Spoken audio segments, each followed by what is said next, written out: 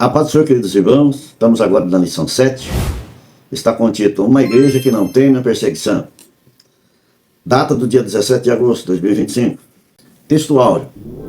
Porém, respondendo Pedro e os apóstolos, disseram: mais importa obedecer a Deus do que os homens. Atos capítulo 5, versículo 29. Verdade prática. Em relação à verdadeira igreja cristã, há duas verdades inegáveis. A primeira é: a igreja será perseguida. E a segunda, Deus a protegerá. A leitura bíblica em classe, então, Atos dos Apóstolos, capítulo 5, do versículo 25 ao 32, capítulo 12, do versículo 1 ao 5.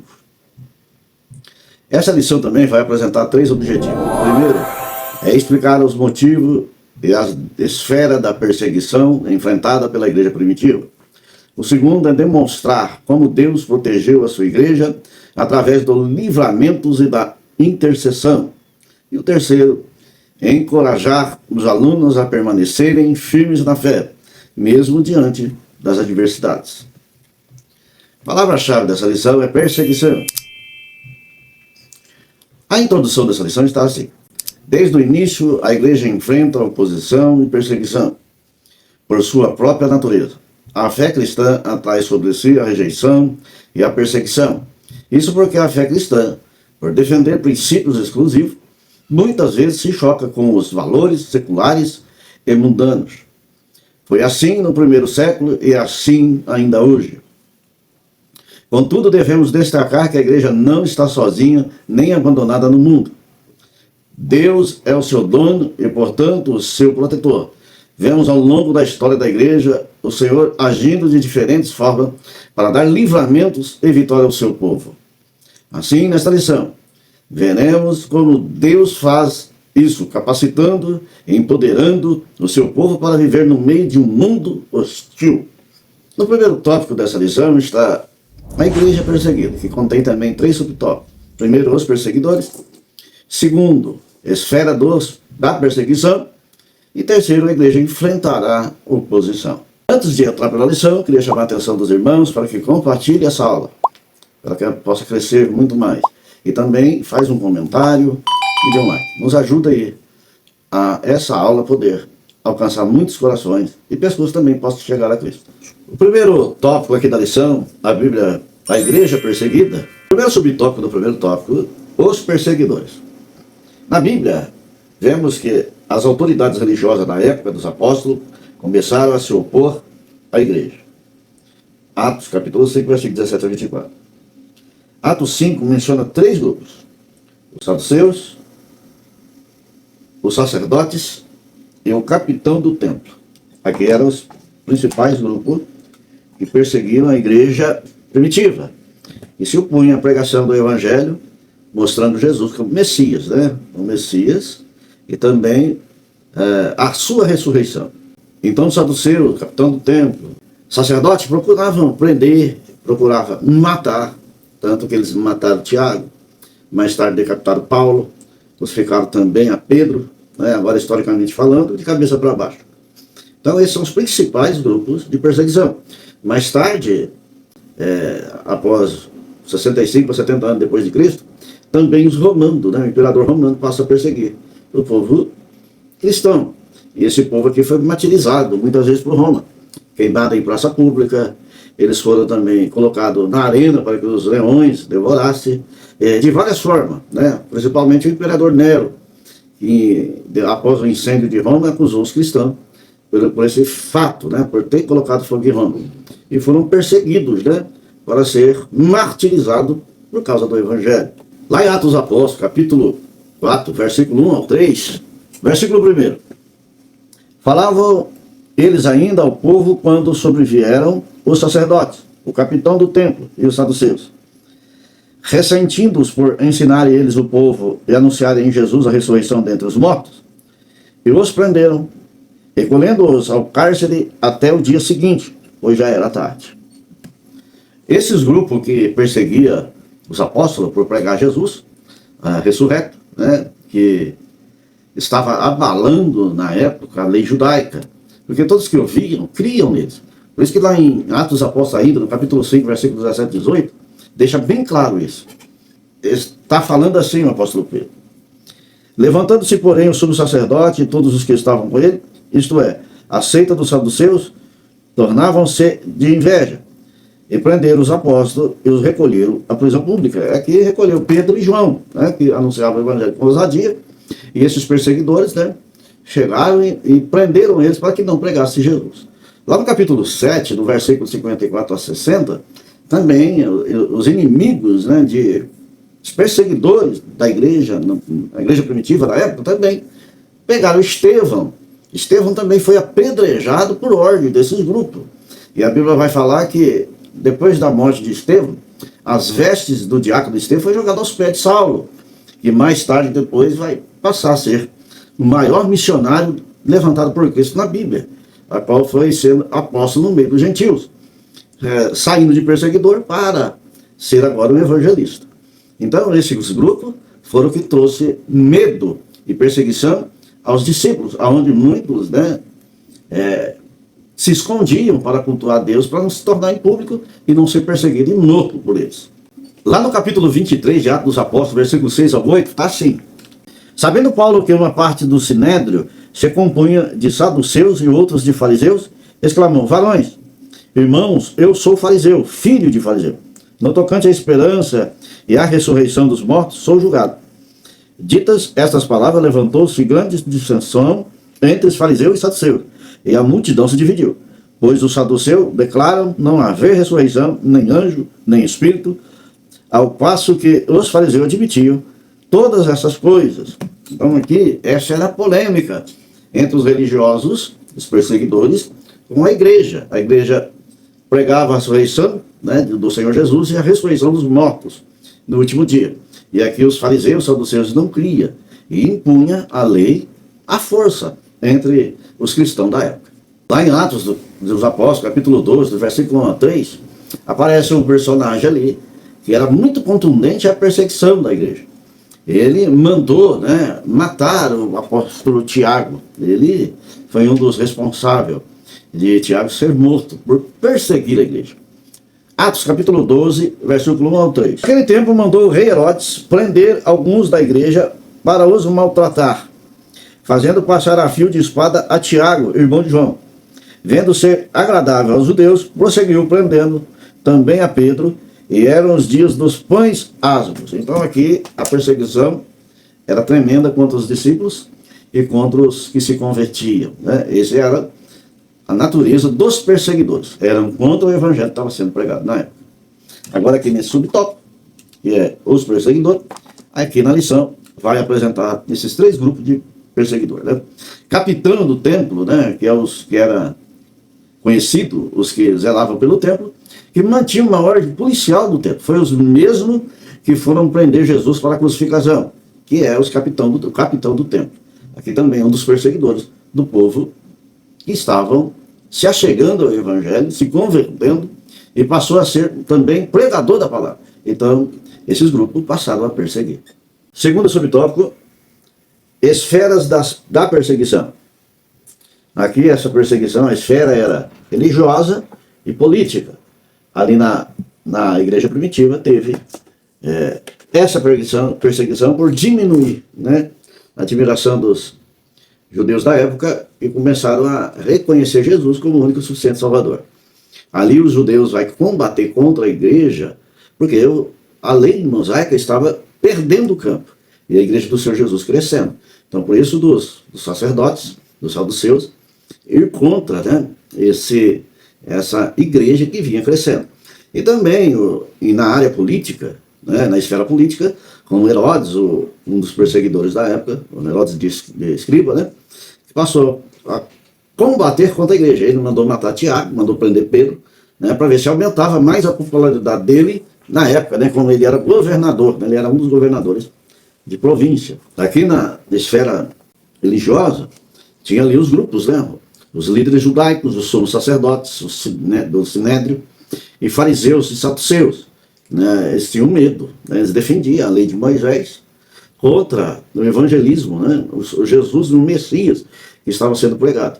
E eles tinham medo de perder a sua autoridade espiritual no meio do povo, né? Onde eles ditavam as regras, faziam o povo cumprir a lei oral. E agora eles estão perdendo campo para o Senhor Jesus, que vem salvando, curando, batizando, levantando aleijado, ressuscitando morto. O Senhor Jesus vem operando milagres no meio do povo, e o povo vai se ajuntando. No capítulo 5 de Atos dos Apóstolos fala que se ajuntou 5.000 homens, creram no Evangelho. Aí só homens, não conta crianças e mulheres. Então você pode subir esse número mais. E os sacerdotes, os saduceus, eles estavam perdendo o campo para o Evangelho. Mas agora, dentro desse crescimento da igreja, aí os perseguidores, que vem lá em Atos, no capítulo 4, versículo 1 ao 3, lá no capítulo 5, versículo 17 e 18, depois, ali no capítulo 7, versículo 54 ao 60, mostra a ação deles contra a igreja, contra o crescimento da igreja, que eles mataram, apedrejaram Estevão, eles prenderam Pedro e João, eles vêm perseguindo a igreja, intensificando essa ação contra os cristãos. E isso tudo numa esfera religiosa, essa perseguição.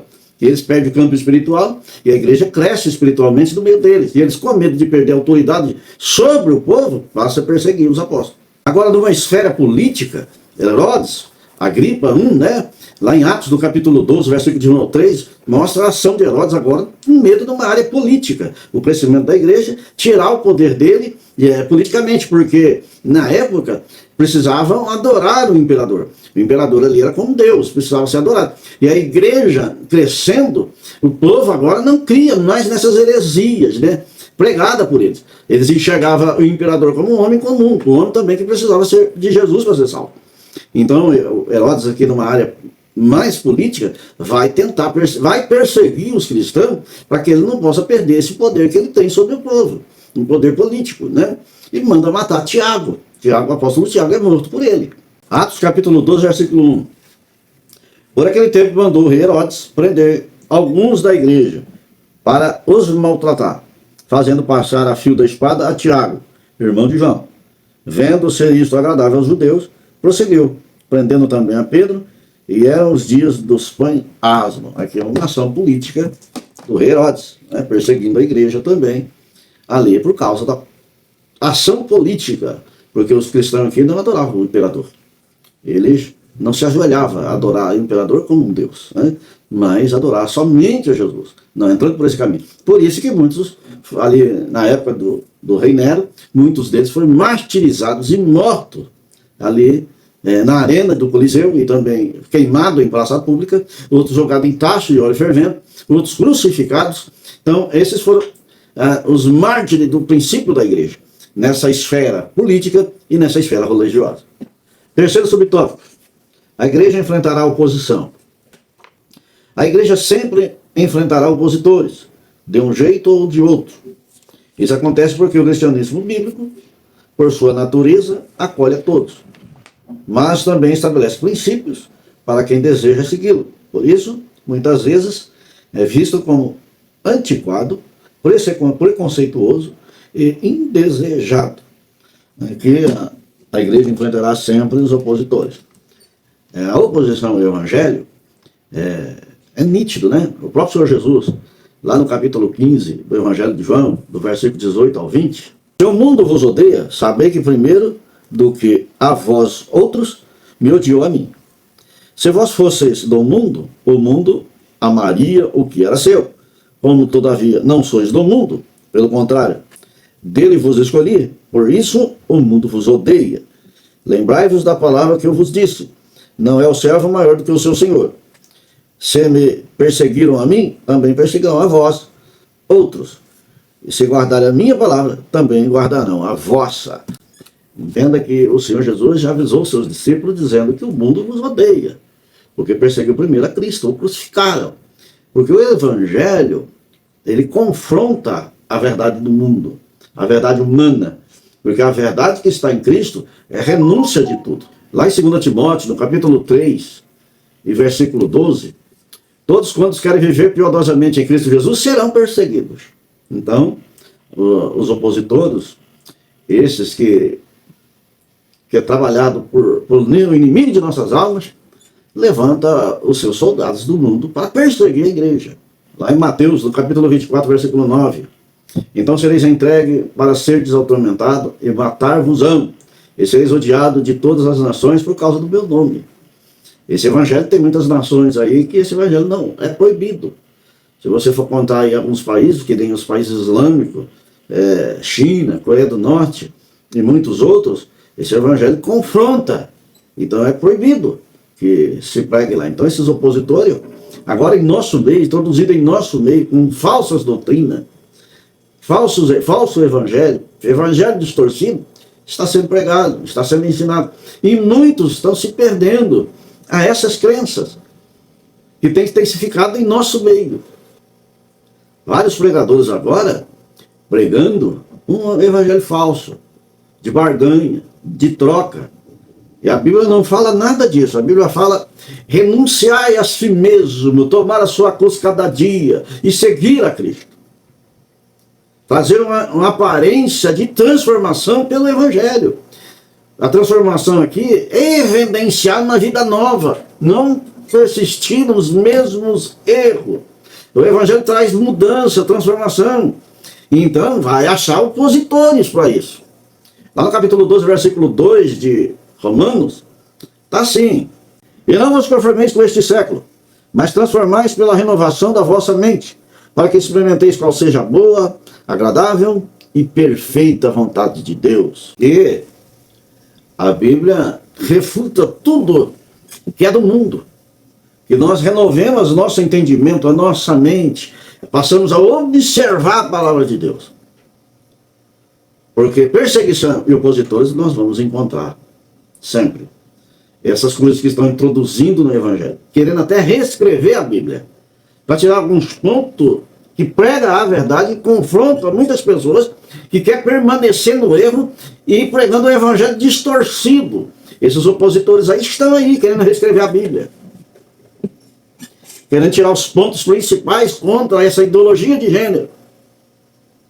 Esses opositores estão aí cercando a igreja. O que precisa avançar é o evangelho genuíno. Tirar do nosso meio, renunciar a essa doutrina nova, essa visão nova, que estão pregando aí, que distorce o evangelho de Cristo. Então entendemos aqui, nesse terceiro subtópico, a igreja enfrentará oposições. Sempre, até a vinda de Cristo.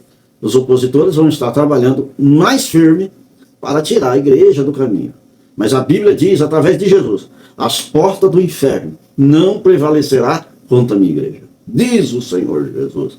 A política tenta nos calar, proibindo de evangelizar, proibindo de pregar em praça pública, trazendo várias restrições. Governos querendo mudar a ideia de religião para a nossa nação. Mas aqui a igreja, ela persevera. E a Bíblia diz que aquele que perseverar até o fim será salvo. Segundo tópico da lição, a igreja protegida. Também esse tópico tem 3 subtópicos. Um anjo de Deus, a intercessão da igreja, o valor da oração. O primeiro subtópico, um anjo de Deus. Lucas destaca que em meio à perseguição, Deus provê livramento para os apóstolos. A igreja não era apenas perseguida, mas também protegida. Deus se colocava na proteção daqueles que faziam a sua vontade. Lá em São Mateus, no capítulo 16, versículo 18, edificarei a minha igreja e as portas do inferno não prevalecerão contra ela. Então qualquer oposição, qualquer opositor está determinado a fracassar, porque quem está na frente é Deus. Deus coloca os seus anjos, dispensa os seus anjos desde o céu para proteger. Isso também está em Salmo 91. Que Deus dará a ordem aos seus anjos a teu respeito.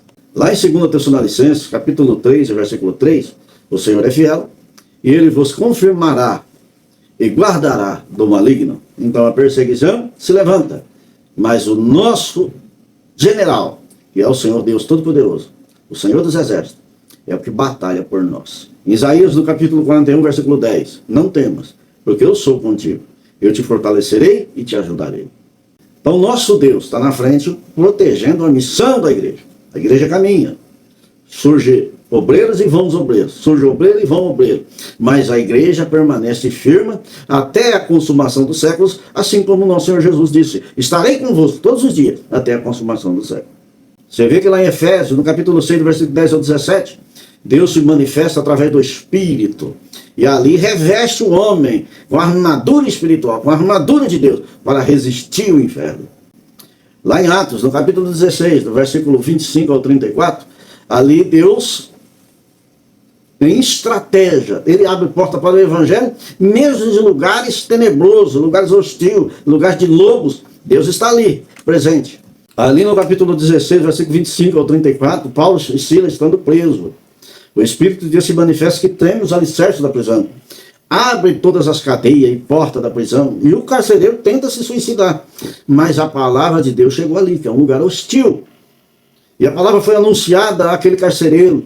E ele e a sua família foram salvos através da palavra. Deus protege, Deus guarda os seus, aqueles que estão dispostos a fazer um evangelismo, mesmo sendo em lugares perigosos. Jesus vai dizer assim que eu envio ao convívio de lobo como ovelha. Mas quem vai na frente é Cristo, anjo do Senhor como mensageiro de Deus. Né? É o significado da palavra anjo, mensageiro. Lá em Lucas, no capítulo 1, versículo 26 ao 28, um anjo, Gabriel, veio trazer a mensagem para Maria a respeito do nascimento de Cristo, nascimento do Filho de Deus. Lá no Salmo 91, versículo 11, porque aos seus anjos dará ordem a teu respeito, para te guardar em todos os teus caminhos. Né? Um anjo, ele está te protegendo. Lá no capítulo 6, versículo 22 de Daniel, o anjo que livrou Daniel das covas dos leões, ele estava ali presente com Daniel dentro da cova. Você vê que o anjo do Senhor está presente em todos os momentos da Bíblia. Ali em 2 Reis, no capítulo 19, versículo 35, mostra um anjo que matou 185 mil soldados assírios, que pelejava contra Jerusalém, mas foram derrotados numa noite, porque Deus deu ordem aos seus anjos. Você vê que a igreja estava orando, enquanto Pedro e João estavam presos. E a Bíblia fala ali no capítulo 5, do versículo 17 ao 20, que o anjo foi até Pedro na prisão e o libertou do cárcere. Deus aqui atua através dos seus anjos para te dar, né, livramento, de livrar do perigo, das astúcias seladas do diabo. É Deus que trabalha a nosso favor, enviando seus anjos. Lá em Atos dos Apóstolos, capítulo 12, versículos 6 ao 11, Pedro estava preso por ordem de Herodes, mas um anjo apareceu e quebrou as correntes e levou para fora da prisão. Aqui, Deus protegeu o apóstolo Pedro de não ser morto naquela noite. Em Atos dos Apóstolos, capítulo 27, versículos 23 e 24, durante um naufrágio, um anjo apareceu a Paulo para garantir que ele chegasse a Roma, cumprindo a sua missão.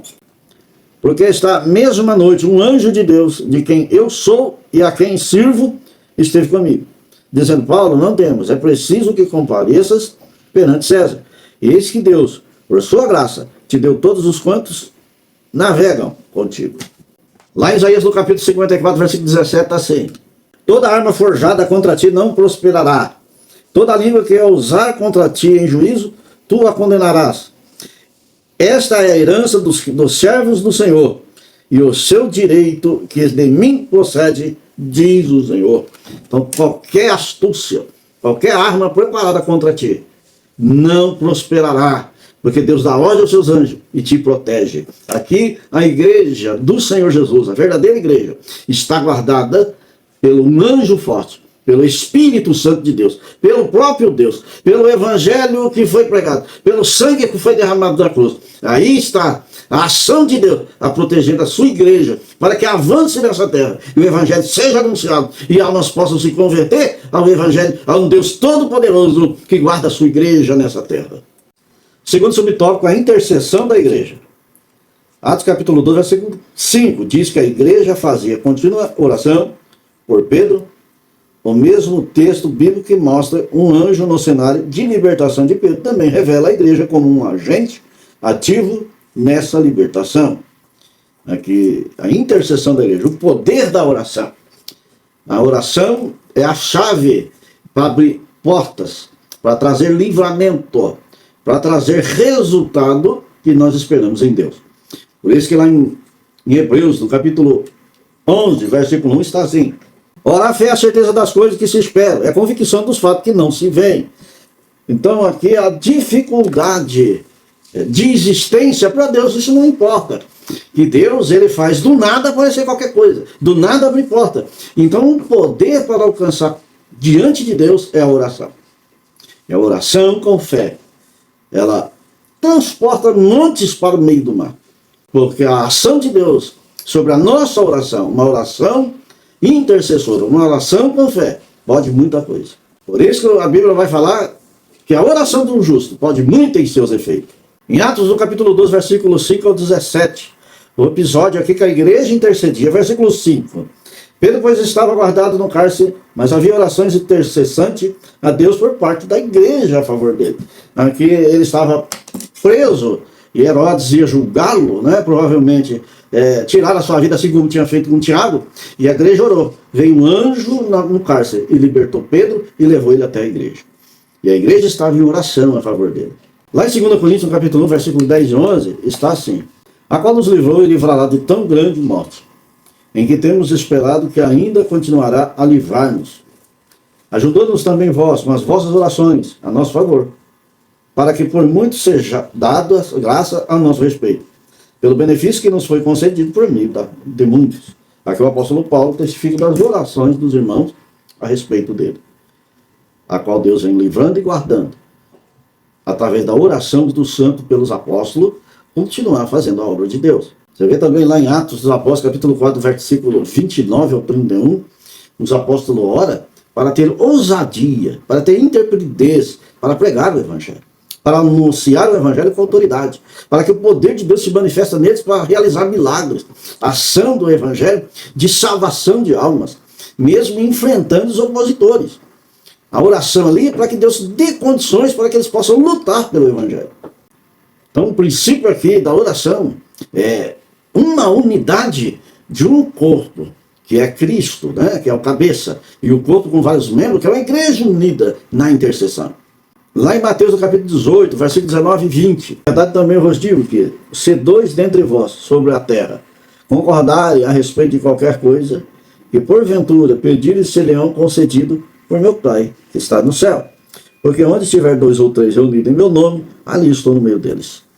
Aqui a ideia de concordarem num pedido, num propósito de oração. Se tiver um propósito e todos concordarem em oração sobre esse propósito, Deus age. Deus faz. Deus ouve. Capítulo 18, versículo 1 de Lucas está assim: disse-lhe Jesus uma parábola sobre o dever de orar sempre e nunca esmorecer. Aqui é perseverança na oração. Não desanimar, mas orar com afinco, com determinação e com propósito. Porque o tempo é de Deus, a hora é de Deus. A hora de realizar todas as coisas na igreja é sempre no tempo de Deus e segundo a vontade de Deus. Por isso da perseveração da oração. Lá na primeira carta de João, capítulo 5, versículo 14. É esta a confiança que temos para com Ele, que se pedirmos alguma coisa segundo a sua vontade, Ele nos ouve. Então precisamos alinhar nossa oração segundo a palavra. Alinhar ela segundo a vontade de Deus. E Deus nos concederá, Deus ouvirá a nossa oração. Entendemos aqui desse tópico. A intercessão da igreja é a arma mais poderosa que um cristão pode ter diante do reino celestial. Porque Deus move o céu a teu respeito, move os anjos a teu respeito. Se orares, se pedir com perseverança dentro da vontade de Deus, e Ele vos concederá tudo aquilo que estiver em teu coração, desde que esteja alinhado com a sua palavra e a sua vontade. O valor da oração. Essa passagem bíblica, assim como muitas outras, mostra o grande valor da oração. Enquanto os cristãos oravam, o lugar em que estava tremeu. Atos capítulo 4, versículo 31. Quando Paulo orava, teve uma visão com Ananias de Damasco orando pela cura dele. Então aqui a unção, o valor da oração. Né? O valor aqui é uma comunicação espiritual com Deus, onde Deus age em nossa vida, mostrando quão grande Ele é. E revela para nós a nossa conduta diante de Deus e traz mudança. Então o valor da oração é nos proporcionar uma experiência com Deus poderosa. Os salmistas que compôs os salmos, eles testificaram em salmos as suas experiências com Deus, através de uma oração contínua. Lá em Filipenses, no capítulo 4, versículos 6 e 7, está assim: Não andeis ansiosos com coisa alguma. Em tudo, porém, sejam conhecidas diante de Deus as vossas petições pela oração e pela súplica com ações de graça. E a paz de Deus, que excede todo o entendimento, guardará o vosso coração e a vossa mente em Cristo Jesus. Então, oração direcionada, oração e petição a um Deus Todo-Poderoso, mas que esteja alinhada com a sua palavra e também com a sua vontade. E nem aqui em Romanos, capítulo 12, versículo 2. E não vos conformeis com este século ou com este mundo, mas transformais pela renovação da vossa mente, para que experimenteis qual é a boa, agradável e perfeita vontade de Deus. Então aqui a nossa oração tem que estar encaixada nesse versículo, segundo a boa, agradável e perfeita vontade de Deus. E essa oração, ela traz resultado, assim como lá em Atos dos Apóstolos, capítulo 12, versículo 5 ao 11. Que a oração é intercedendo pelo apóstolo Pedro, e a oração perseverante, trouxe Pedro liberto da prisão. Em 2 Coríntios, no capítulo 1, versículo 11, ali o apóstolo Paulo reconhece que está sendo sustentado pela oração da igreja. E também lá em Atos, no capítulo 4, versículo 29 e 31, a oração trouxe ousadia para o povo, para que eles pudessem, mesmo cercados de perigo, pregar com ousadia, trazer a coragem. Aqui, ousadia é o contrário de medo. Eles deixaram o medo de lado e com ousadia, mesmo sabendo que podia perder a sua vida, eles pregavam a palavra de Deus, porque Deus os capacitou na oração. Lá em Efésios, no capítulo 6, versículo 18, com toda oração e súplica, orando em todo tempo no Espírito, e para isso vigiando com toda perseverança, e súplica por todos os santos. Uma oração contínua, uma oração perseverante, para guardar, né, todos os que estão diante do Senhor, e disposto a evangelizar, a pregar, a ensinar, a operar a ação de milagre. A oração é a chave para tudo isso. Lá em Tiago, no capítulo 5, versículo 16. Confessai, pois, os vossos pecados uns aos outros, e orai um pelos outros, para seres curados. Muitos podem, por sua eficácia, a súplica de um justo. A oração tem poder, a oração de um justo. A oração, que nem está aqui nesse tópico. O valor da oração. Aqui entendemos que a oração é uma comunicação direta com Deus. É estar dentro do lugar santo, do lugar santíssimo, com Deus, direcionando a nossos pedidos, aliado com a sua vontade, a um Deus todo-poderoso, capaz de realizar qualquer coisa nessa terra. E a oração aqui é a chave para tudo isso. O valor dela é saber que Deus nos ouve quando clamamos com fé. E clamamos para que Deus possa abrir porta onde não tem, curar a enfermidade, salvar a alma. Sabemos que Deus ouve a sua oração, porque o propósito dele sobre essa terra, levar uma igreja para morar com ele, uma igreja remida e lavada no sangue de Jesus. O terceiro tópico dessa lição, a igreja é destemida. Tem dois subtópicos: testemunho com poder, convictos de sua fé. O primeiro subtópico aqui, testemunho com poder, o comentarista coloca assim: tão logo foram libertos, os apóstolos começaram a testemunhar da sua fé. Atos capítulo 5, versículo 25. De nenhuma forma se sentiram intimidados. Estavam capacitados pelo poder do alto. Não é por acaso que o livro de Atos já foi denominado por antigos escritores de os Atos do Espírito Santo. Vemos o Espírito Santo operando por todo o livro, mesmo quando o seu nome não é mencionado. Aqui, testemunho com poder, essa ação aqui dos apóstolos, aqui no versículo do texto áureo, né? Que, porém, respondendo Pedro aos apóstolos, disseram: mais importa obedecer a Deus do que aos homens. Aqui é nessa passagem que depois que eles são libertos, eles saem pregando, mesmo intimidado, para que não mais falassem no nome de Jesus e nem pela doutrina que ele estava pregando. E Jesus havia ressuscitado dos mortos, que o caminho que leva a Deus é através do Cristo ressurreto. E mesmo assim, com ousadia, que eles pedem poder para Deus, e Deus lhe concede poder, e ele sai pregando o Evangelho, mostrando a ação de Deus, dando testemunho de poder a respeito de Cristo. Aqui no capítulo 4, versículo 13 de Atos dos Apóstolos, ao verem a ousadia de Pedro e João, sabendo que eram homens iletrados, incultos, admiraram-se e reconheceram que havia eles estado com Jesus. A ousadia, o poder era tanto que acompanhava os apóstolos, E os que conheciam ele, sabendo que eram iletrados, incultos, sem conhecimento, logo reconheceram que as palavras que eles traziam em sua boca é as mesmas palavras que o Senhor Jesus havia ensinado no seu ministério, a qual esses aqui, que eram os perseguidores, que crucificaram Jesus lá e procuravam matar os apóstolos. Mas eles, com esse testemunho de poder, enfrentou a oposição. Por isso que aqui no versículo do texto áudio da lição, mostra ao apóstolo Pedro dizendo que é melhor obedecer a Deus do que aos homens. Deus aqui é o que é o Senhor dessa palavra. É o Senhor que dá vida e tira a vida. É o Senhor que põe e tira. Deus é o que estabelece a palavra em nosso coração para poder evangelizar. Então o poder aqui está em Deus. Está no seu Filho Jesus Cristo. E Pedro fala isso com ousadia para os seus perseguidores. Lá em Atos, no capítulo 2, versículo 4, mostra a igreja sendo revestida com o Espírito Santo. E passaram a falar em outras línguas, no poder do Espírito Santo. O testemunho de poder aqui não depende de números de pessoas, mas e nem de força humana, mas da presença do Espírito Santo. Precisa ter a presença para que esse poder seja manifesto. Sem o Espírito Santo, ninguém pode fazer nada. Por isso que lá no capítulo 15 do Evangelho de João, e o versículo 5, a parte B do versículo: eu sou a videira, vós os ramos. Quem permanece em mim e eu nele, esse dá muitos frutos. Porque sem mim nada podereis fazer. Sem a presença do Espírito Santo, sem Jesus, não podemos fazer nada.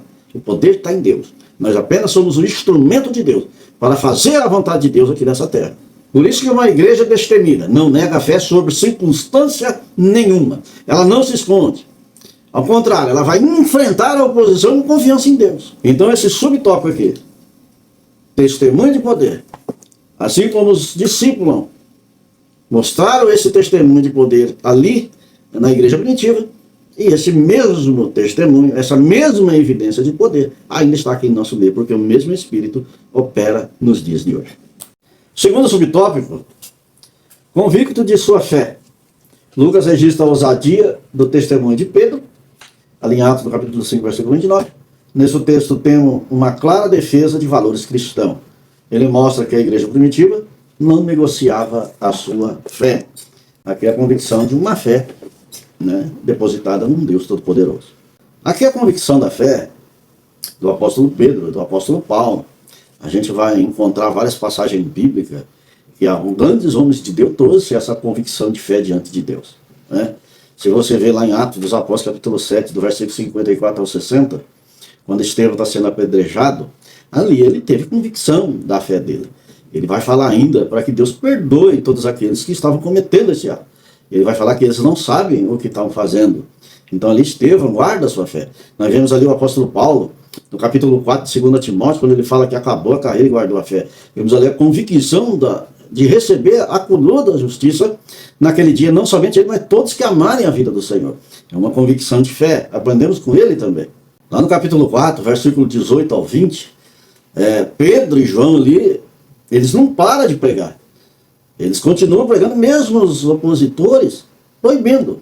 Então vemos ali também uma ação de Pedro e de João a não negar a sua fé, mas ter convicção daquilo que está falando. O apóstolo Pedro deixa bem claro que não vai deixar de pregar aquilo que ele ouviu e viu. Ele é testemunha ocular do sacrifício do nosso Senhor e Salvador Jesus Cristo e da sua ressurreição. Lá em Atos, também no capítulo 16, do versículo 25 ao 34, vemos ali Paulo e Silas também na prisão, não negando a sua fé, sendo convicto dela. Aí viu a manifestação do Espírito Santo que tremeu as bases daquele lugar e eles foram libertos, que as correntes caíram por terra. E ali a família do carcereiro foi salva. A convicção da fé aqui, que o cristão precisa ter, é que ele não mude de opinião diante de uma pressão. Está pressionado? Mantenha a fé. Mantenha a postura diante de Deus. Mantenha que você é cristão. Não vai abrir, nem mesmo se for cometido de morte. A Bíblia diz que nada pode nos separar do amor de Deus, nem a morte pode nos separar. Então a fé é o firme fundamento. É ela que vai nos direcionar ao lugar certo, a uma escolha perfeita, a um Deus Todo-Poderoso. Ser convicto na fé, assim como eles foram. Os homens da Bíblia foram convictos dessa fé. Você vê Abraão lá em Hebreus, no capítulo 18, versículo 8 ao 10. A fé foi-lhe imposta por justiça, porque creu num Deus Todo-Poderoso, que mandou ele sair da sua terra sem ver essa terra prometida, mas creu na palavra de Deus e foi. Ele levou o seu filho ao sacrifício, mas creu que Deus poderia devolver a vida e ali foi imputado por justiça. Noé construiu a arca pela fé convicta das palavras de Deus. Daniel, no capítulo 6, versículo 10, ele continuou orando 3 vezes ao dia, convictamente, mesmo sabendo que poderia ser jogado na cova dos leões. Não poderia se ajoelhar a outro Deus a não ser a estátua de Nabucodonosor. Mas ele permaneceu fiel ao Deus Altíssimo. E, mesmo sendo lançado nas covas dos leões, não perdeu a convicção de fé num Deus Todo-Poderoso. Lá em Atos, no capítulo 29 ao 32, o nosso irmão apóstolo Pedro mostra a convicção de fé em Deus. Passa a obedecer a Deus e não aos homens. Assim como está o texto áureo dessa lição. Uma convicção de fé. Aqui na primeira carta de João, no capítulo 3, versículo 15. Antes santificai a Cristo como o Senhor em vosso coração, estando sempre preparados para responder a todos, aquele que vos pedir razão da esperança que há em vós. Por isso, estamos convictos da nossa fé. E a nossa fé firmada nas promessas de Deus, que está em sua palavra, esperando esse dia chegar. Tanto pode ser hoje, como pode ser amanhã. Não sabemos a hora e nem o momento do arrebatamento da igreja. Mas sabemos que a nossa vida aqui na terra, ela se finda um dia. E quando essa hora chegar, estarmos com a nossa fé convicta que vamos morar nas mansões celestiais, assim como Cristo nos prometeu, no capítulo 14 de João, do versículo 1 ao 3, que vai nos preparar um lugar. E para onde ele estiver, estejais nós também. Essa é uma promessa do Senhor. Estamos convictos da nossa fé para um dia morar com ele eternamente. Que Deus abençoe os irmãos. A conclusão da lição: vimos como uma igreja capacitada pelo Espírito enfrenta perseguições. O cristão, portanto, não deve se assustar com elas. No contexto do cristianismo bíblico, essa é a regra. Não há exceção. Ninguém gosta de ser perseguido. Contudo, as Escrituras nos previnem a respeito da realidade da perseguição na jornada cristã. Isso não significa que o sofrimento deve ser algo a ser alcançado, mas que devemos estar conscientes de que não podemos evitá-lo. Portanto, o nosso foco deve estar em Deus, pois Ele é quem pode nos guardar e capacitar no meio do sofrimento. Aqui na conclusão entendemos que uma igreja que não teme a perseguição, porque a perseguição, a todos aqueles que temem a Deus, confronta o mundo. E o mundo jaz do maligno. Se estamos em Deus, estamos agora dentro de uma perseguição mortal do mundo. O mundo nos odeia. O mundo não quer que a igreja prevaleça na terra. Então, por isso é perseguido. E toda perseguição tem se multiplicado contra a igreja. Porque também aponta o final dos tempos, final. Está próximo à vinda do Senhor. Então, o inimigo intensifica a sua luta contra a igreja. Lá no princípio começou tentando calar os crentes, perseguindo e matando. Agora, nos últimos tempos, o inimigo mudou de estratégia. Agora tenta infiltrar dentro das igrejas, trazendo doutrinas falsas, evangelho falso, né, colocando o homem como centro e não como Cristo, admoestando e passando a mão na cabeça de vários homens, de várias pessoas dentro da igreja que estão se inflamando, né, no pecado. E a Bíblia condena isso desde lá de Romanos, no capítulo 1 de Romanos já condena essas inflamações e Deus entrega-os às suas paixões. A igreja aqui agora enfrenta uma perseguição dentro dela mesma, que é uma ação satânica. Por isso que a igreja de Laodiceia dá uma representação para os últimos dias de hoje. Lá no capítulo 3, e versículo 15 de Apocalipse, está assim: conheça as tuas obras, que nem és frio e nem quente. Quem delas fosse frio ou quente? Assim, porque és morno, e nem és quente, e nem frio, estou a ponto de vomitar-te da minha boca. O evangelho aqui é fervor. O evangelho aqui é fogo. O evangelho aqui é ação do Espírito Santo. A Bíblia aqui, nesse livro de Apocalipse, no livro da Revelação, mostra uma igreja morna. Uma igreja acostumada agora com o mundo, aceitando todas as portas que se abrem. E o Senhor Jesus fala aqui, que Ele está do lado de fora dessa igreja. Por isso que aqui no versículo de número 21, Primeiro versículo 20, que diz assim: eis que estou à porta e bato. Se alguém ouvir a minha voz e abrir a porta, entrarei em sua casa e cearei com ele e ele comigo. Ao vencedor dar-lhe-ei sentar-se comigo no meu trono, assim como também eu venci e me assentei com meu Pai no seu trono. Quem tem ouvido, ouça que o Espírito diz à igreja. Daqui o Senhor Jesus mostra que está de fora da igreja, está do lado de fora do coração, e ele está à porta batendo. Então precisamos ouvir a voz de Cristo, dar lugar ao Espírito Santo, buscar uma transformação e não fazer ouvido a essas doutrinas falsas que estão surgindo aqui dentro da igreja. Precisamos entrar por ver o verdadeiro evangelho, aprender a palavra de Deus, estar com ela pautada em nosso coração, para ficar livre dessas perseguições, que agora a estratégia é dentro da igreja. Onde tem igreja que acolhe tudo, a porta é larga, pode tudo, só não pode ir para o céu. Agora aquela que pode ir para o céu é perseguido, é confrontado, é assolado com tribulação. É perseguido em casa, é perseguido na igreja, é perseguido no trabalho, é perseguido onde estiver, porque a luz clareia as trevas, e as trevas querem sufocar a luz. E se você está na luz, você está em Cristo. E não se preocupe com a perseguição. Deus do céu está te olhando e te guardando em tudo. A Bíblia fala que Deus coloca o anjo ao teu redor para te guardar dessa astuta cilada do diabo. Que Deus abençoe os irmãos. Vamos orar e agradecer a Deus por mais essa aula. Grandioso eterno Deus, Pai de bondade, Deus de misericórdia. Obrigado, Jesus, por mais essa aula, por ter vencido mais essa etapa. Glorioso Deus, abençoa os teus servos que estão para ministrar essa aula e ensinar. Dê alegria, revela a tua palavra. Senhor, e capacita cada um dos teus servos, revestindo eles com toda a armadura do Espírito, para vencer essas perseguições, as tribulações, as contendas, tudo que se levantar contra eles, Senhor. Dê força, dê alegria e dê paz, para que possam suportar tudo, ó glorioso Deus, e poder combater um bom combate. Glorioso Senhor, ajudando a cada um a vencer todo o mal dessa terra, para que um dia todos possamos morar, Senhor, contigo para sempre. Amém.